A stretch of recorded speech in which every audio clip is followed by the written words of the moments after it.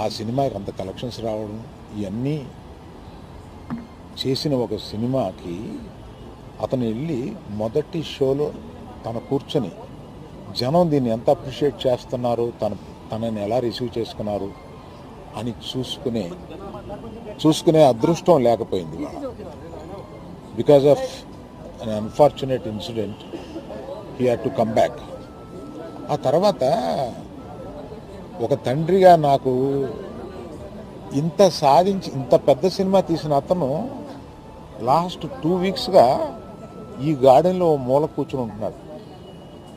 రోజు ఆ పైన ఉంటున్నాడు, లేకపోతే ఇక్కడ ఉంటున్నాడు. నేను ఒకసారి ఈ గార్డెన్ దగ్గరికి వచ్చి, ఏంటయ్యా ఇట్లా ఉంటావు నువ్వు, వెళ్ళి ఫ్రెండ్స్ దగ్గర కన్నా వెళ్ళు, లేకపోతే ఏదైనా ఊరన్నా వెళ్ళు, ఏదైనా బ్రేక్ తీసుకో, ఇందులోనే ఉండి నువ్వు ఇట్లాగ మరోజుగా ఇలా కూర్చుని ఉంటావు, దేశం అంతా నీ సినిమాని సెలబ్రేట్ చేసుకుంటుంటే నువ్వు ఇట్లా కూర్చుని ఉంటావు అంటే